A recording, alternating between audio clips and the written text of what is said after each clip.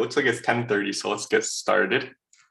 So welcome to the first session of the third day of ITCS. And today we're starting with a really nice set of talks about algebraic complexity. So I'm going to give just a quick introduction, and then we'll have 9-minute talks about the 5 different papers in this session. And these are 5 papers which really make new insights into like ways of thinking about 5 different fundamental problems in algebraic complexity. So I think the session will give us really a nice tour of 5 different important problems in this area. So let me really quickly just tell you what the 5 papers are about. So the first one studies the polynomial identity testing problem. So this is a problem where you're given an arithmetic circuit and your goal is to figure out whether or not it always outputs 0 no matter what you give it as input. And there's a nice randomized algorithm for this problem you might be familiar with, where you can just plug in some random inputs. But it's a major challenge to find an efficient deterministic algorithm for this problem. So one common approach to the problem to designing a deterministic algorithm is to design something called a hitting set generator, where roughly, and Andrew will tell us more about this, what you want to do is find a nice simple set of polynomials that you can compose with your circuit that your promise won't make your circuit like cancel out by accident. And in this paper, they show that by looking for rational functions as hitting set generators instead of polynomials, it can lead into some really nice insights into the structure of these hitting set generators and really recent constructions of them. So that's the first paper.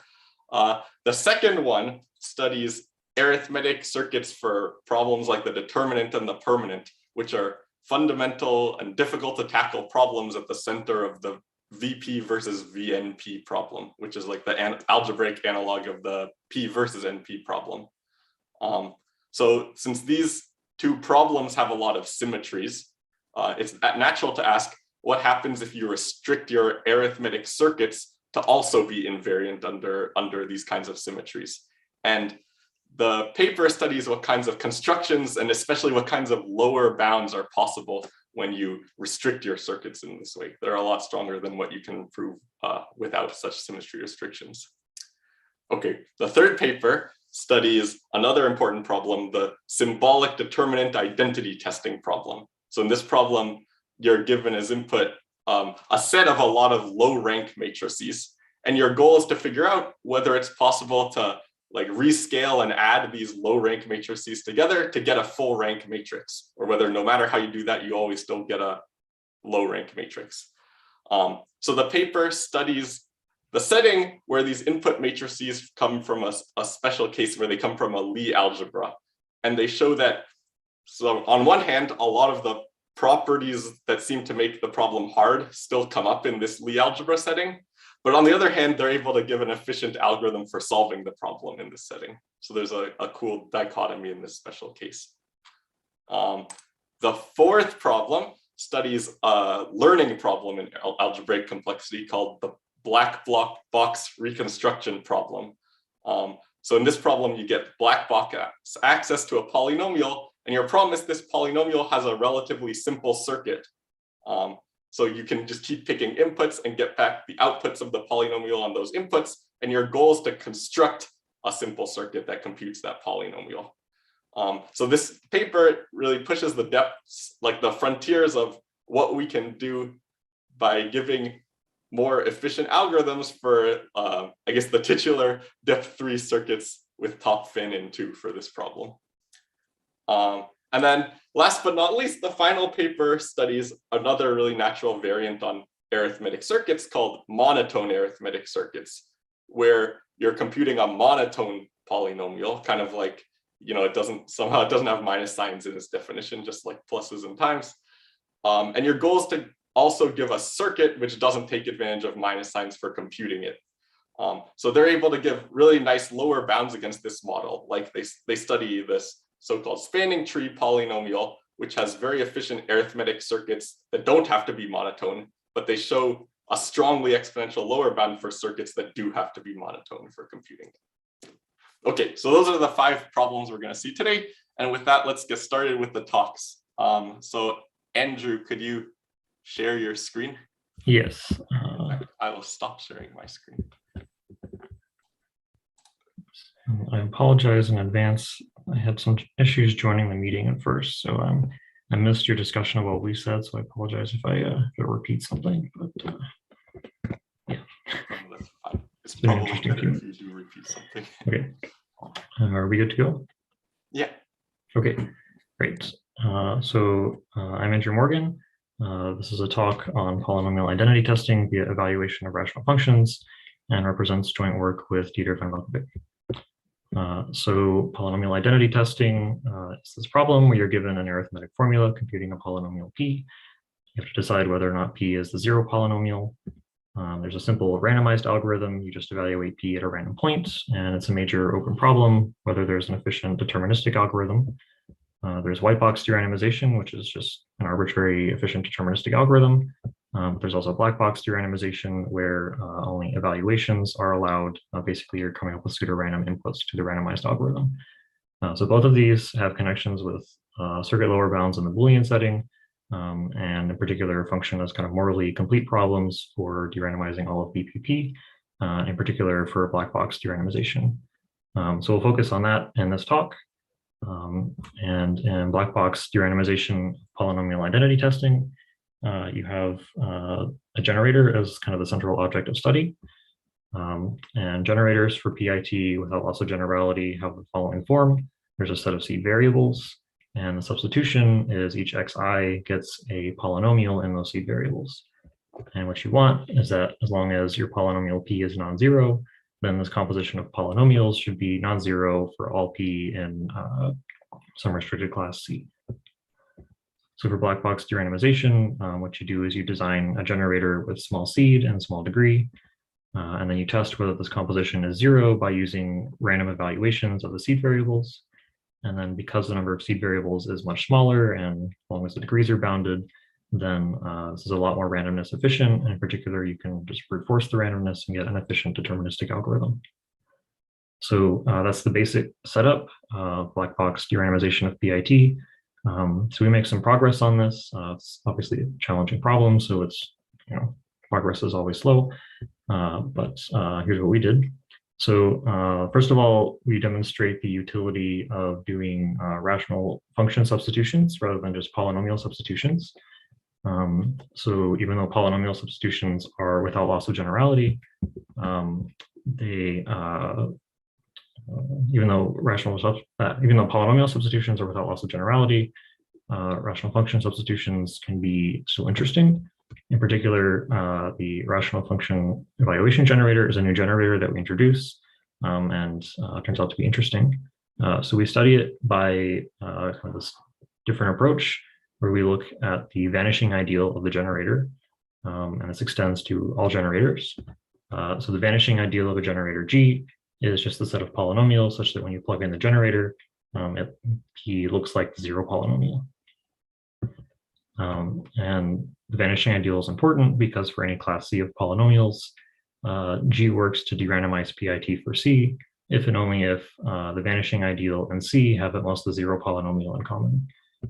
Or kind of broader terms, derandomization is strictly equivalent to lower bounds for the vanishing ideal of your generator when C is kind of a resource-bounded computational class. So our hope with this is that we can focus research on the generator, which we have a lot of control over, rather than limiting ourselves to focusing exclusively on syntactic classes all the time. And because we have control over the generator, this should be easier and we can make more rapid and interesting progress. Okay, so we use this approach of looking at the vanishing ideal, specifically for the Rfe generator. And our first result is that the Rfe generator is actually strongly equivalent to a more well-known generator, the Shpilka-Volkovich generator. And they're equivalent in the sense that their vanishing ideals are identical up to rescaling these xi variables. So what this means is that if you have a class C that's close under variable rescaling, such as just about any syntactic class that gets looked at, then one generator works to derandomize that class if and only if the other one does. So that's kind of our first result. After that, we take a closer look at the vanishing ideal itself. and we come up with a generating set for it. So it's a small and explicit set of polynomials that generate the vanishing ideal as an ideal. And the polynomials are explicit in the sense that they're all kind of simple structured determinants. An appropriate subset is what's called the Gregory basis, if you know what that means. But as implications, we conclude some bounds on some basic parameters of the vanishing ideal, namely the minimum degree of any non-zero polynomial in the vanishing ideal, the minimum sparsity or number of monomials, and then if you know what set multilinearity means, there's this partition of the variables, and we show that for a certain degree, each part of this partition has to have at least a certain size. We also use this equivalence between lower bounds and derandomization in reverse. So because the Sv generator is known to work for some classes C, the explicit generators that we have in our generating set cannot be computed in such classes C. So there are other explicit polynomials as well, and of course lower bounds carry over to those polynomials too. So this is one characterization of the vanishing ideal for Rfe and Sv. We also come up with another characterization in terms of a membership test for the vanishing ideal. So for multilinear polynomials P, you can express it in terms of partial derivatives and zero substitutions, which are operations that appear a lot in literature on Sv. And as implications, we conclude that actually these operations are complete for reasoning with respect to Rfe and Sv. If you have a polynomial that's hit by them, then you can prove it using derivatives and zero substitutions. So we demonstrate this kind of completeness in reasoning for by reproving this result due to Minahan and Volkovich, giving a polynomial time black box derandomization of Reed-Wundt formulas. So their argument has this step that's a bit ad hoc. So in terms of our membership test, we can replace that step by something that's quite straightforward and simple. We also make some new progress on derandomizing Reed-Wundt subliviate algebraic branching programs. So this is a frontier class in derandomizing PIT, and we make a little bit of progress there. So I think that's most of what I have time to say. So just to recap on the conceptual front, we showed the utility of doing rational function substitutions as your generator, and in particular introduced this generator Rfe. We took a systematic approach to derandomization by looking at the vanishing ideal. And then specifically, we show that Rfe is equivalent to Sv in terms of the vanishing ideals being pretty much the same. And then we came up with a generating set for the vanishing ideal and a membership test, and we derived some consequences of each of these. So I'm a bit early, so I have one more thing I can say, and I'll ask for questions. So just to show you what these generators look like. The Rfe generator has this couple of parameters, K and L, non-negative integers, and then there's a distinct scalar, I, for each variable xi, called an abscissa. And then what these generators look like is, first of all, you select a certain number of variables, and then you form a determinant out of them. And this big expression is the determinant. And you can see that there's kind of two parts to it.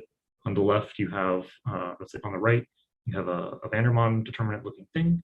On the left, it's also a Vandermonde determinant looking thing, except there's these xi variables introduced. So this is a non-zero polynomial.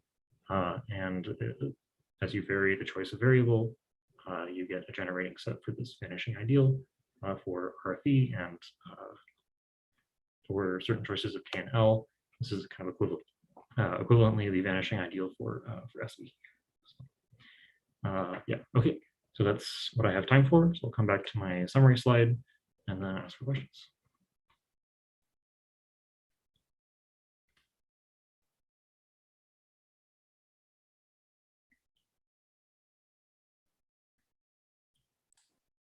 Thanks, Andrew. Yeah, does anyone have any questions? So can you go back to the slide about the Rfe definition? So you vary those variables and you take determinants, and those are the outputs of your generator. Is this right? So these are the generators for the vanishing ideal. I'll show you what the definition of Rfe is real quick. I have this as well. Okay. Yeah, so the generator itself takes in like a rational function, and then the substitution is kind of an evaluation of that rational function at this point called abscissa for the variable. That previous slide was a definition of the generators themselves for the vanishing ideal for this generator. So the seed is the polynomials G and H. And yeah, or you can think of it as being a single rational function. Okay. It has its numerator and denominator. And then you plug values for G and H. What are those values for G and H? Any value?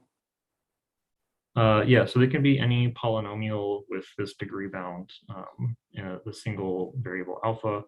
And then substitution that you do for xi is you evaluate it at a specific point that's kind of associated to xi. It's kind of a fixed parameter of the generator. Okay, thanks. Okay. All right, thanks, Andrew. Okay. Yep. Yeah, Gregory, are you able to share your slide for the next talk? Right. Let me take care of that.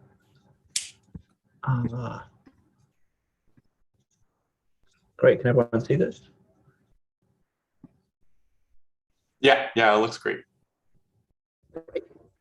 Oh, hi, everyone. I'm going to briefly summarize the talk and paper on entitled Low Bounds for Symmetric Circuits for the Determinant, and this is joint work with Anuj. So we're working on a slightly different model, not one of the standard models that comes up in arithmetic complexity, but one that we developed in a previous paper. So why don't I quickly talk about these things that the paper concerns, these things called symmetric circuits. So we say a circuit is symmetric. Normally we specify some group action. So we say we have, with respect to some circuit, some group action G on the input gates. If every permutation in that group on the input gates extends to an automorphism of the circuit, right? So it keeps the circuit the same. So in other words, we have a circuit something like this, and if we have, say, a permutation that swaps x and y, then indeed we can see that this extends to an automorphism of the circuit because we can swap those two blue gates and we can keep the circuit the same, right? But indeed, if we introduce a different permutation, say there's one that swaps yz, we see that doesn't extend to an automorphism of the circuit. So the circuit isn't symmetric with respect to any group that contains that transposition, right? So these things called symmetric circuits, this is what we're very interested in, both in this paper and a previous one. And indeed, in a previous paper, we proved upper and lower bounds for symmetric arithmetic circuits, specifically with respect to a particular group action. So the group action here is what we just call symmetric circuits. These are circuits where you simultaneously act on both the row and columns of some input matrix of variables, and you require this extends to an automorphism of the circuit. So these are circuits that in some sense with respect to this action, exponential lower bound with respect to the permanent, and a polynomial upper bound with respect to the determinant in this model. Now, it's very natural to look at this and go, okay, that's interesting, but why do you care about this particular group action? And in the permanent case, it doesn't really make a difference, because if you were to consider a more natural group action like the full permutation group of the permanent, well, this result implies that as a special case. But for the determinant case, it certainly does make a difference. And so we considered other groups in this paper. And in particular, what we did is we proved that in fact, for the determinant, you might want to show that this polynomial upper bound holds even when you consider larger and larger groups, but this in fact isn't the case. We proved an exponential lower bound for alt n cross alt n. So this is where you have the inputs the input to the circuit is a matrix of variables, and you allow the alternating group to act separately on the rows and columns of the matrix. And you ask, what circuits allow these to extend to automorphisms of the circuit. And indeed, we get here an exponential lower bound. So this, of course, means in particular, you get an exponential lower bound for the full symmetry group of the determinant. So we sort of answer the question in this way. And we also get a lower bound for the permanent. And what I'd like to do briefly in this talk is talk a little bit about how we get there and sort of why this matters. So for those of you who have watched the talk, there are sort of two tools I speak about in that talk. One is this notion of a support. And this important thing called the support theorem. And I won't go through this again in too much detail, but essentially what the support theorem establishes is that if you have a family of symmetric circuits with respect to some group, in this case, alt n cross alt n, and they're sub-exponential in size, then you're going to have sublinear size supports on the circuit. And then the second key ingredient that we use, which again is a sort of generalization of previous work, is this notion of a bijection game. And for those of you who come from logic, you've probably seen this before. For those of you who are less familiar with it, essentially it's a game played on two graphs between two players, one of whom's trying to show the graphs are the same, the duplicator, and one of whom's trying to show the different, the spoiler, and they're playing with pebbles. And essentially what's happening is the duplicator is trying to maintain a partial isomorphism between the pebbled positions on the two graphs, and each turn the spoiler can pick up pebbles and place them on the graphs. And what we do is we establish this connection between the game and supports. So in particular, we show that if you have a family of bipartite graphs, and let's suppose that they have bipartitions 1 through n, and they have their bipartitions are labeled 1 through n, 1 through n, then the duplicator is going to have a winning strategy in the game where you have a single bijection between these two parts and a so sorry, let me pause for a moment. So the idea is here we're trying to consider a generalization of the bijection game where the duplicator is restricted to play only from a certain number of a certain set of bijections. And so we suppose that set of bijections is generated Gn from just taking the alt n cross alt n alpha. And if the duplicator can win this game with a linear number of pebbles, then in fact, any family of symmetric circuits that distinguishes these pairs of graphs, Gn and alpha Gn, must have linear size supports. So that's a bit of a mouthful, but let me just summarize. So the idea is to establish our main result, what we need is a sequence of bipartite graphs, which we identify with bijacency matrices, and a single permutation alpha that swaps two columns in the bijacency matrix. So it swaps two elements in one of the bipartitions. And we want to make sure the duplicator can win this game with a linear number of pebbles. And the bijacency matrices of the graphs Gn and alpha Gn have different determinants.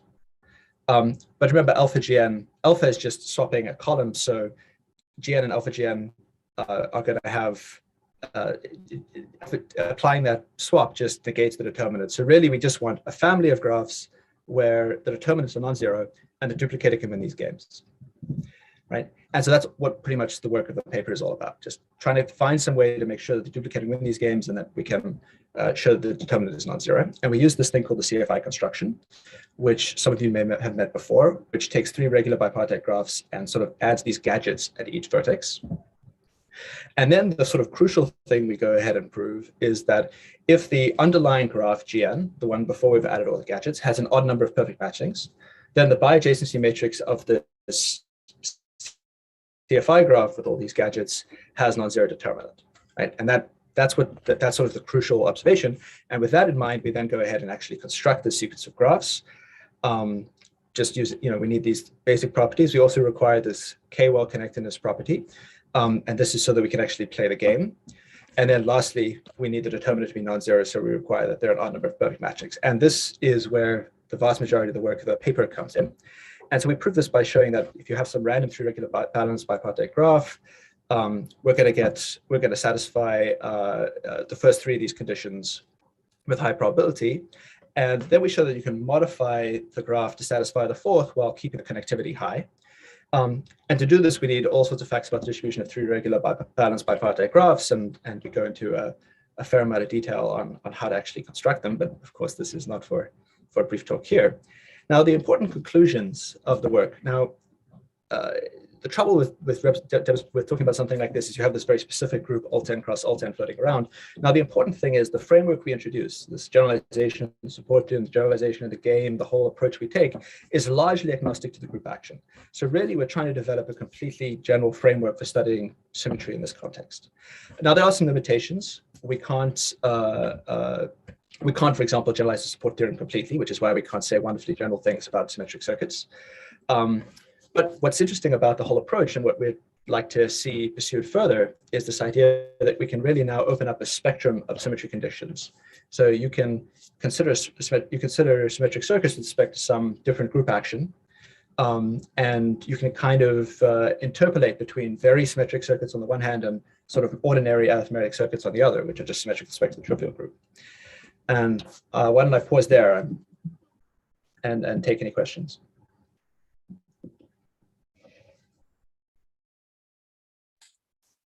Yeah, thanks, Gregory. Yeah, does anyone have any questions?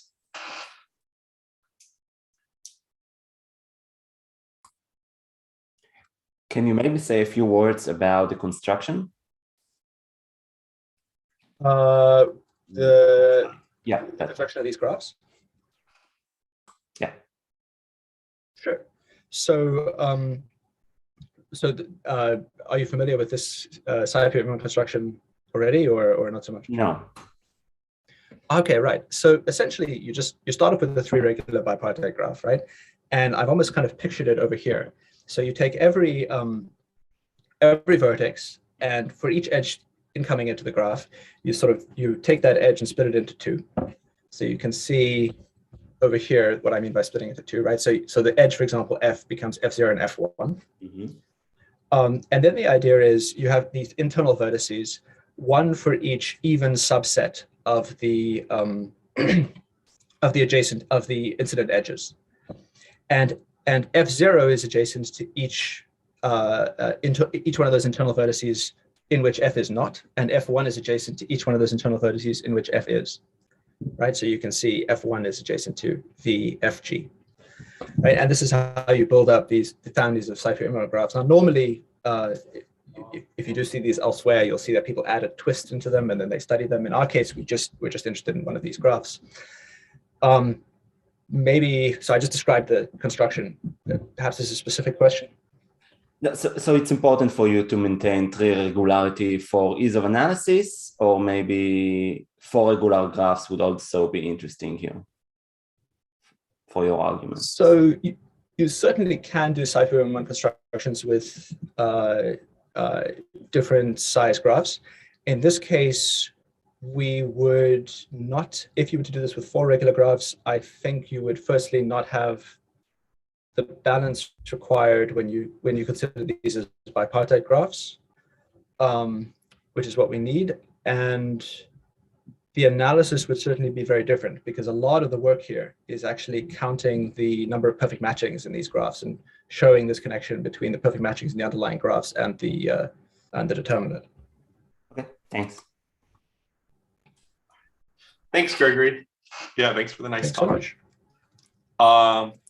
Tushant, are you able to share your screen now? Sure.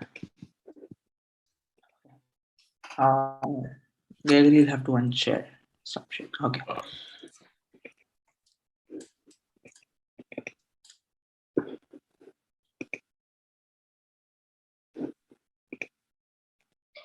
Is my screen visible? Yeah, it looks great. All right. Thank you, everyone, for coming. Thank you, Josh, for the introductions. I'm Tushant. I'm a grad student at University of Chicago. I'll be talking about STID and non-commutative ranks of matrix Lee algebras. This joint work with Gábor, Ivanyos, and Yuming Chang. So again, another one-slide summary. So what we do is we discover a new family of PID instances using structured vector spaces, or in other words, Lee algebras, and we solve them. That is, we de-randomize PID for that class. So this is an illustration of what a Lee algebra is. And the key message is that adding structure can make life easier, which is not something alien to this audience. Okay, so again, the polynomial identity testing problem is one in which you have a polynomial P and you want to check whether it's identically 0 or not. So in the black box setting, you just query it at points and you get its evaluation. In the white box setting, you have access to a circuit computing it. And you want to de-randomize the natural randomized algorithm. And the special case that we are looking at is that of symbolic determinant identity testing. So this is a special case of PID in which your polynomial has this specific form. So it's the determinant of a symbolic matrix. which can be written in the following form. So it's summation xi ai, where xi are your indeterminates, and ai's are n cross n matrices over some base field f. Right, and you want to do PID for this. In the white box setting, we'll assume that we have access to the AIs rather than just this oracle. And while this might seem like a very special case, this is still quite general. So Carbonates and Impakli have showed that if you manage to put this in n sub x, so not even asking for polynomial time algorithms, but if you just show that there are some non-trivial certificates, that is, which can witnesses for the singularity of these determinants, then you get very strong lower bounds. Right?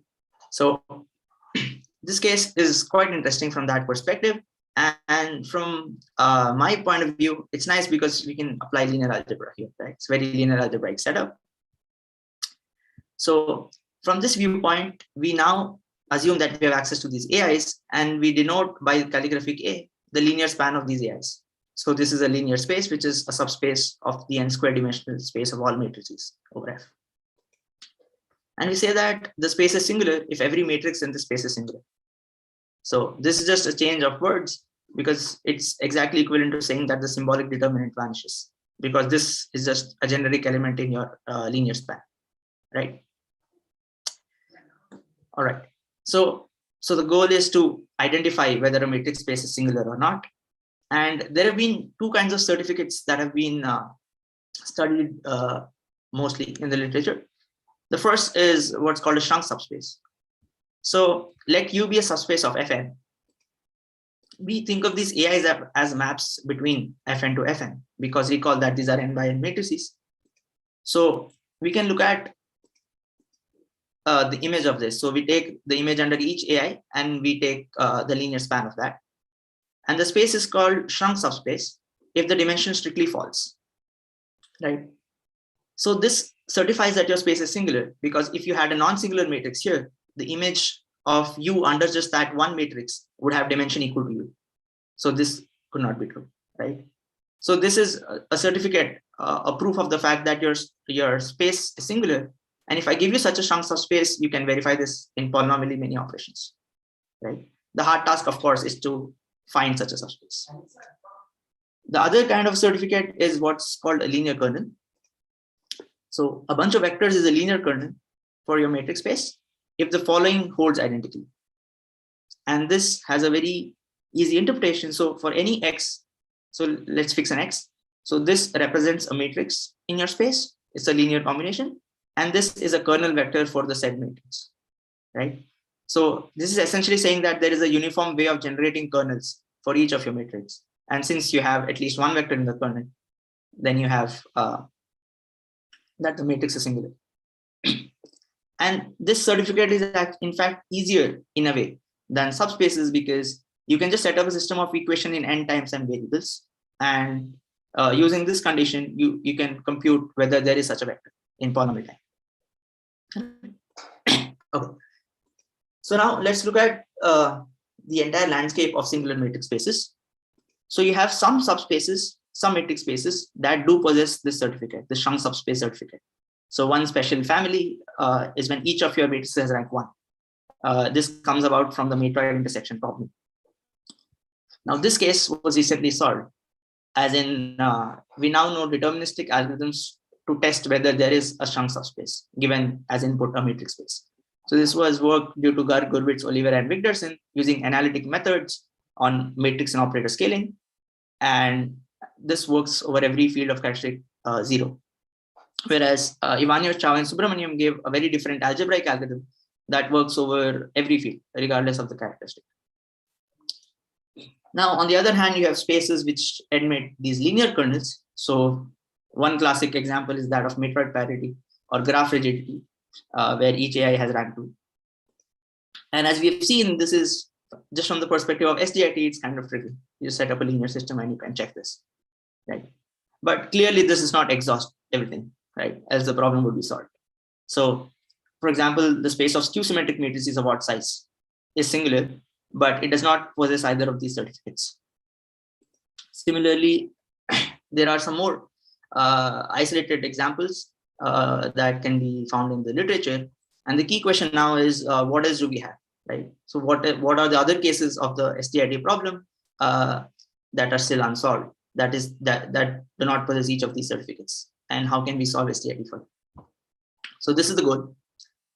And I'll just introduce quickly what a matrix Lie algebra is. So matrix Lie algebra is nothing but a matrix space, as before, which is closed also under the commutator bracket, right? So the space of all matrices is closed, but the space of all traceless matrices is also closed under this. So it's a matrix Lie algebra. And so is the space of all skew-symmetric matrices, right? So if it's just a matrix space, it's just a vector space with this additional structure. All right. So now I just mention our results informally and slightly incorrectly, but look at the full talk for the precise statements. So what we show is that if you have any non-trivial matrix Lie algebra over the complex numbers, then it does not admit either of these certificates. So in other words, it gives rise to a new family of examples. So if your matrix Lie algebra is singular, then it definitely does not possess either of these certificates, removing certain trivial cases when it definitely does. So this, in fact, enlarges the family of skew-symmetric matrices, which we just saw is a Lie algebra, right? So this is generalizing that family of results. So this is like the key structural result. And then we show that indeed we can solve the polynomial identity testing or the STID problem for this. That is, we can de-randomize the natural testing algorithm, right? So these are the main results. And thank you. Thank you for listening. Open to questions. Thanks, Tushant. Yeah, does anybody have any questions?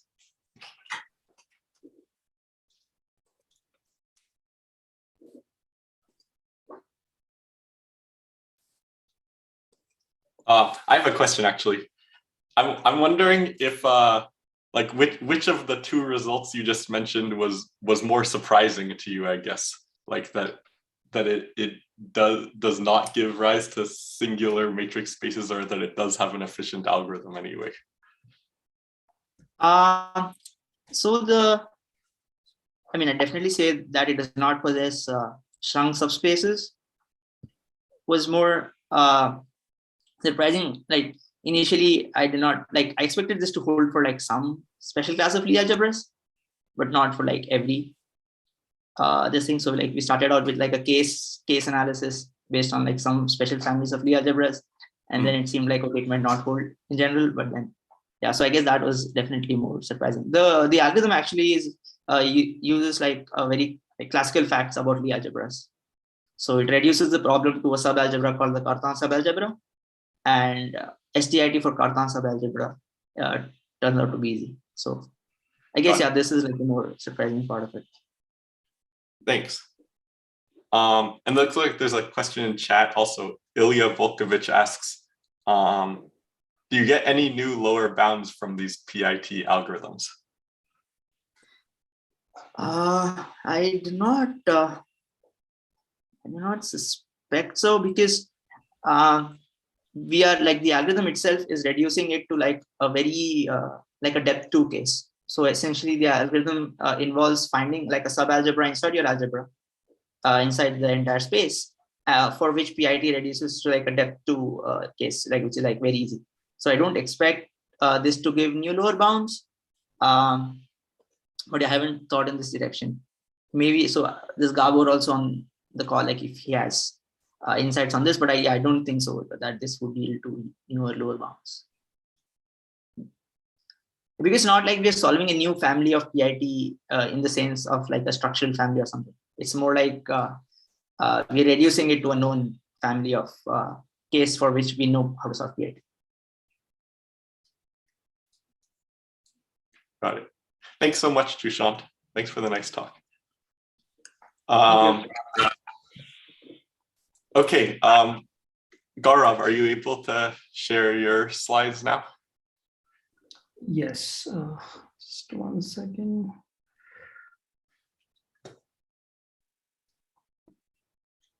Okay, can you see my slides? Yeah, it looks great. Okay, great, awesome. Yeah, thanks, Josh.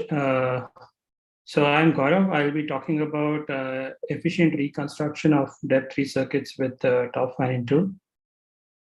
So I don't need to define arithmetic circuits for this audience. The only thing sort of to take away from this slide is that we'll only be concerned with finite fields.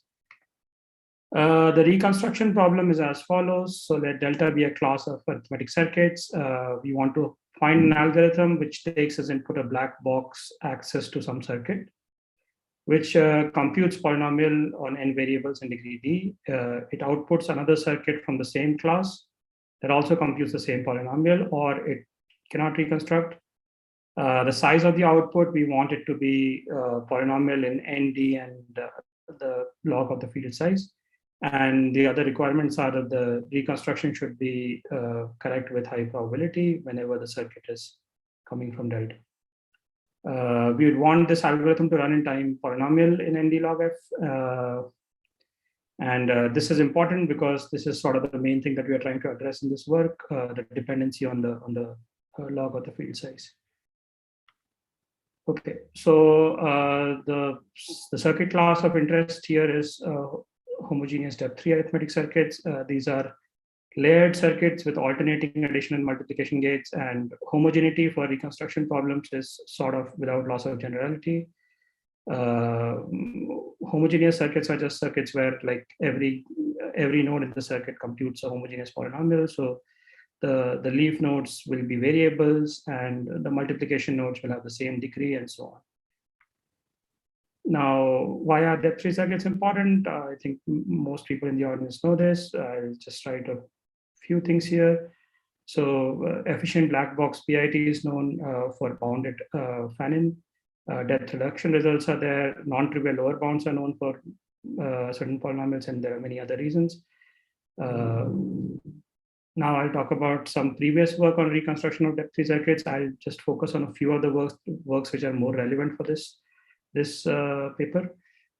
So for k equal to 1, basically, so k was the top fan-in of the circuit. So k equal to 1 just becomes a product of linear forms, and you can just factorize using an algorithm from Kaltofen and Traeger, which will give you the reconstruction. For k equal to 2 becomes more interesting and more non-trivial. So Špilka gave a randomized algorithm which runs in time quasi-polynomial in DNF. And then this was generalized by Karin and Špilka for k greater than 2, but not exactly for depth-3 circuits, but something called generalized depth-3 circuits. The time complexity still remained quasi-polynomial in DNF. And there are many other works on reconstruction of depth-3 circuits and sort of other low depth circuits and over characteristic zero fields or average case and so on, which I will not discuss more to stick to the main result. Okay, so the two main questions sort of which we try to address is, can we design a reconstruction algorithm for depth-3 circuits that runs in time polynomial in log of mod f? And as we saw from the two prior works by Špilka and Karin Špilka, it was quasi-polynomial in DNF. So specifically for k equal to 2, this was asked as an open problem in Gupta et al. And the second question is, can we make this algorithm fully polynomial time, basically like not just polynomial in log of mod f, but also in NND? Okay, to state my, these are the questions that we're going to address in this work. To state the main results, I need to define something called the rank of the circuit. So as you can see, like any sigma pi sigma 2, so 2 is, so this first parameter is the fan-in of the top addition gate. So any such circuit will compute a polynomial which is sum of two product of linear forms. If we just pull out all the common factors, common linear forms from here as the GCD, then we are left with this. And the rank is now defined as the span of the dimension of the span of whatever is left inside the bracket after you pull things out. So these are sort of the essential number of variables that are there in once you have pulled out the GCD. And yeah, and rank of for polynomial is the smallest rank of any sigma by sigma 2 circuit that computes it. So this rank is an important concept because our results sort of split into two parts on the basis of this. So these are the two main results. So we have a low rank reconstruction result and a high rank reconstruction result. The main thing to sort of note is that in both the results, the dependency on the field size is polynomial in log of mod f. The low rank cases, the rank is actually bounded by log cube D.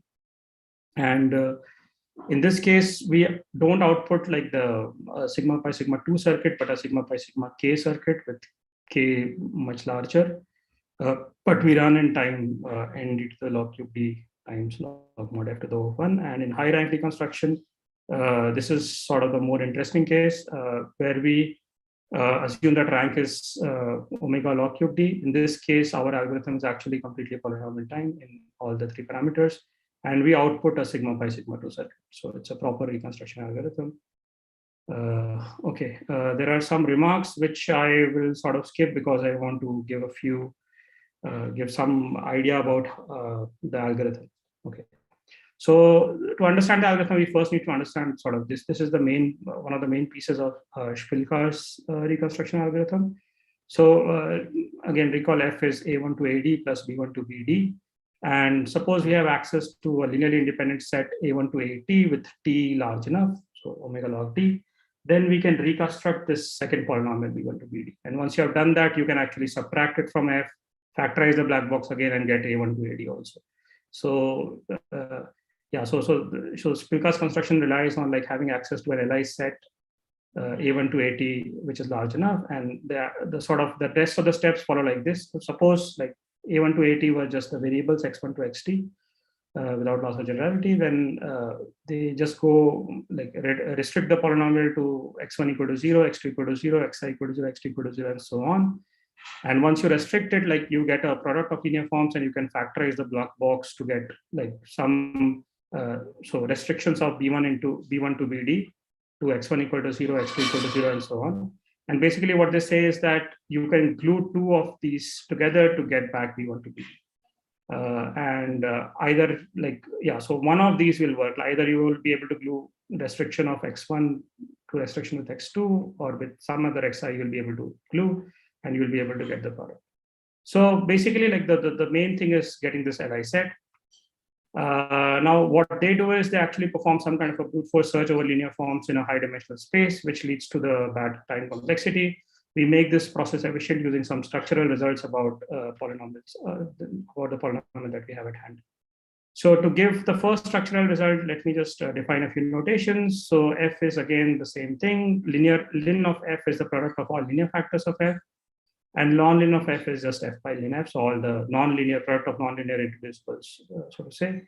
And so we define this S of non-ln f as the set of all 4-dimension 2 subspaces on which f vanishes. So why is this an interesting thing to study? Because we are trying to recover these AIs and BIs, and you can see that f restricted to AI equal to 0 and BJ equal to 0 will be 0. So f vanishes on the 4-dimension 2 space where AI and BJ are 0. That's why like this set is interesting to us. And what we show first in the first structural result is that this set is actually small, and there's a randomized algorithm which can recover this in polynomial time. So that's the first structural result. I will not go into the proof of this, but I will try to show how I can use this to solve the problem. So for this talk, I'm going to make further assumptions in the polynomial to like keep things simple. So I'm going to assume that GCD of AI and BJ is 1. So basically nothing is going to come out common. I'm also going to, so I'm only trying to prove theorem 2 right now, the high rank case. So I'll further assume that both the 2 gates actually have like high rank, not just the union of the 2. And the third thing I'm going to assume, the last thing I'm going to assume is that there's no linear factor for this polynomial. Note that the first assumption doesn't imply this, like, because here's a polynomial where AI BJs are co-prime and it still factorizes the product of linear factors. So, okay. Hey, Gábor, I just want to mention you have about 30 seconds left for your talk. Okay. Sorry. Okay, so then I'll just skip to, okay, I think I timed myself really badly. Okay, so basically like these Wij are the space AI equal to 0, BJ equal to 0, and this is sort of constructed using this first structural result. And we can use this Wijs to get back the AI BJs.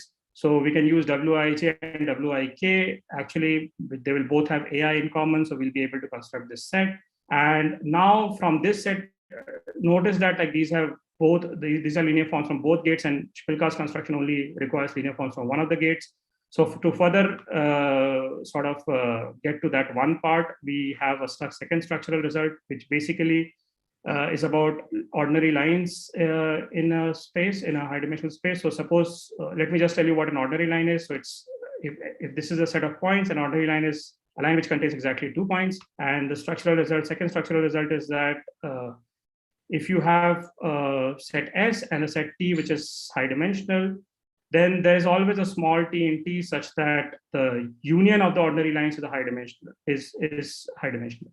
So previously, results like this were known for the number of ordinary lines through a point, but this one is for the union of the dimensions. So let's say this is T, this is S, then these are all, there's a T in T such that all these lines span a high dimensional space. And we use this to actually go from this set L A1 to AD, B1 to BD, all the way down to like just one, the set with just all the AIs or the BJs. And then we are back to Schmidt-Kasher construction.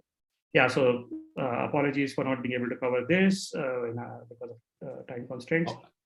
And this is future work. I'd like to stop here. Thank you. Thanks so much, Gaurav. Yeah, okay, I think in the interest of time, let's hold questions for now and move on to the last talk. But please feel free to ask Gaurav questions like in the Zoom chat, for example. Sure. Thanks so much for the nice talk. And then Utsab, are you here? Or, oh yeah, can you share your slides for for your presentation?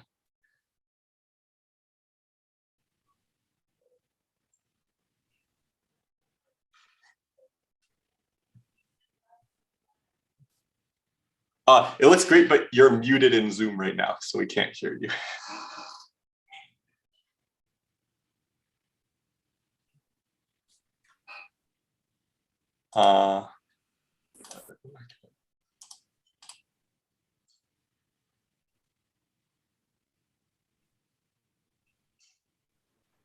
Yeah. Oh, perfect. Yeah, I can hear you and see the slides now. Okay, thank you. So, hi, I'm Utsab. Today I will present our work, Monotone Complexity of Spanning Tree Polynomial Revisited. This is a joint work with Arkodev Chattopadhyay, Rajit Dotto, and Partho Mukhopadhyay. So the plan of our talk is following. First, I will talk about the basic computation model.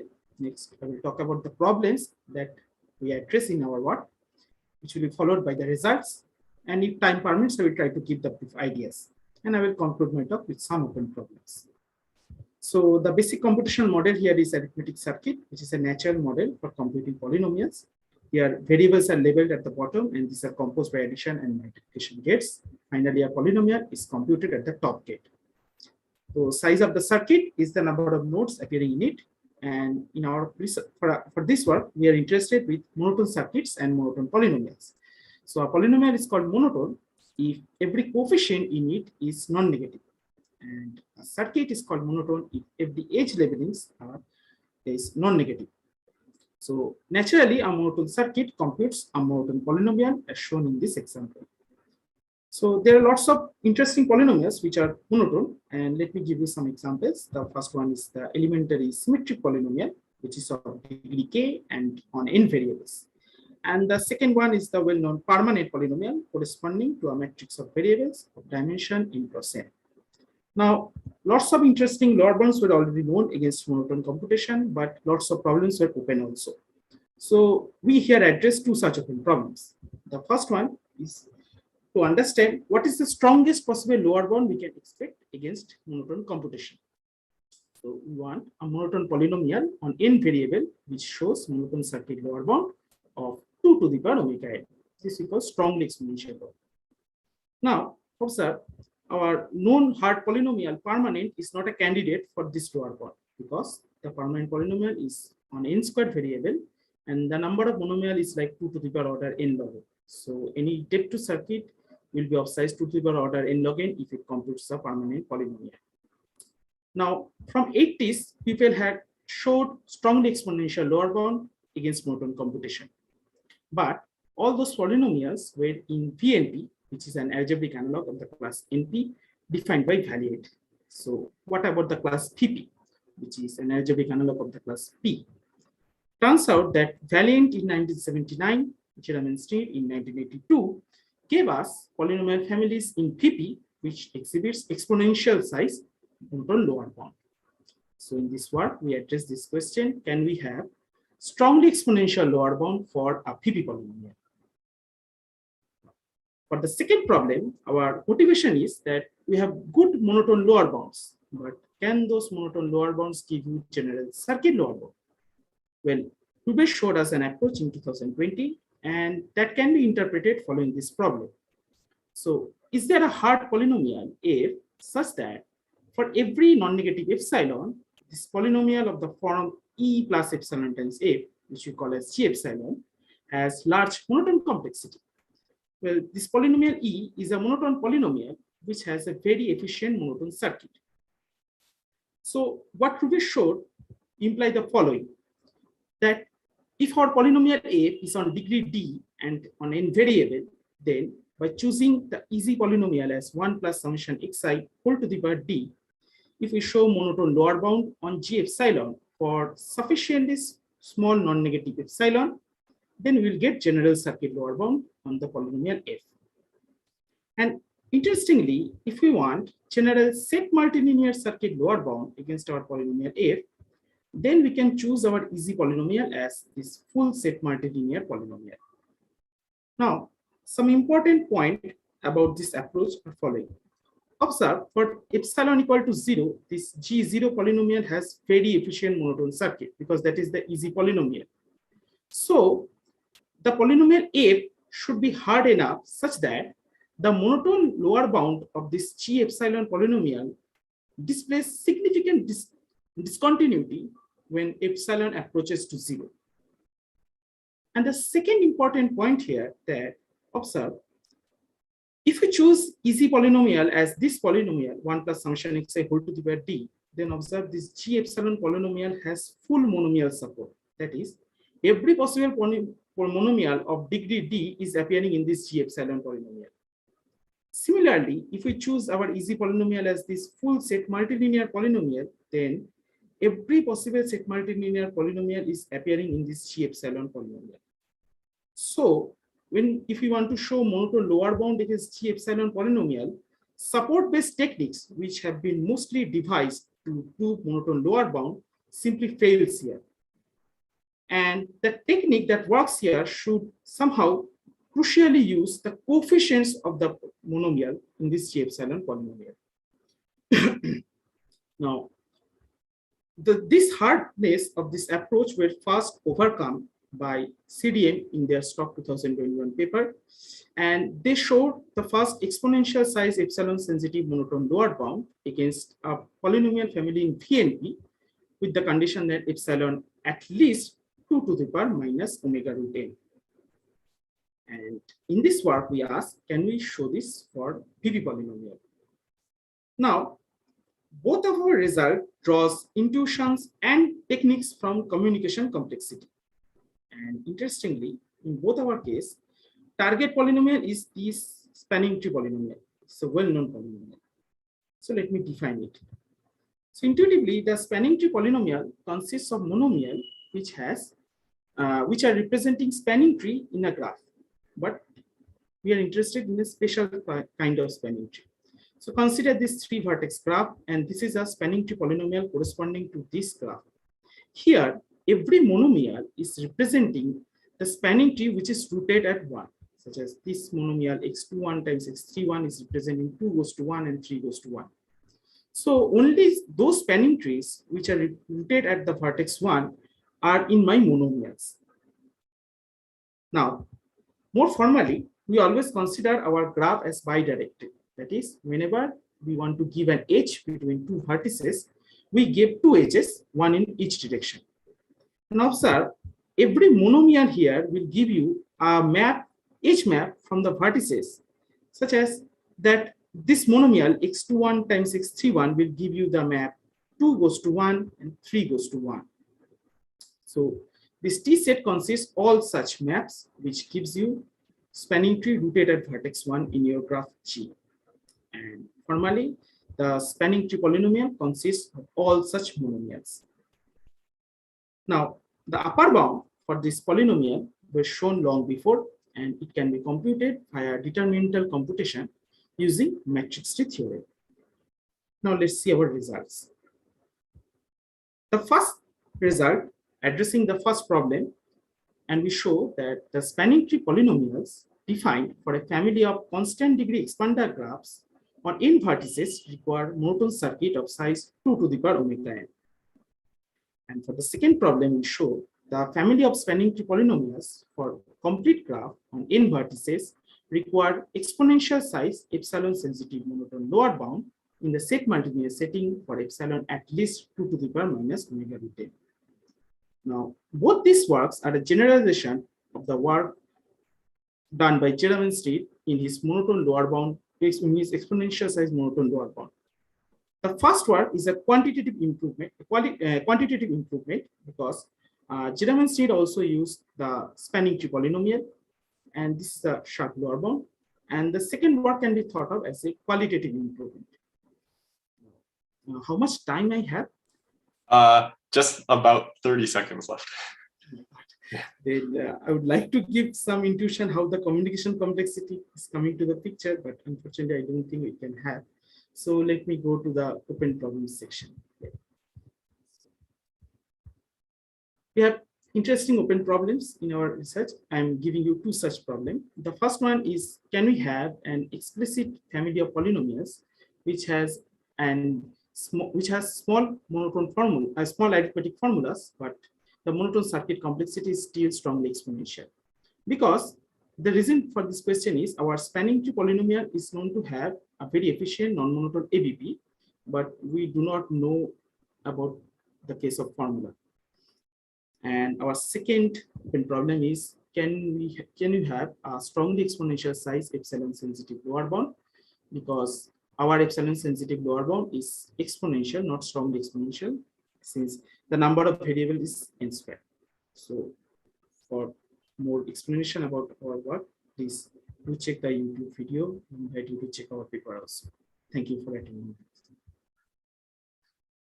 Thanks so much, Utsab. Maybe, are there any like very quick questions? Yeah, we're just about out of time for the session.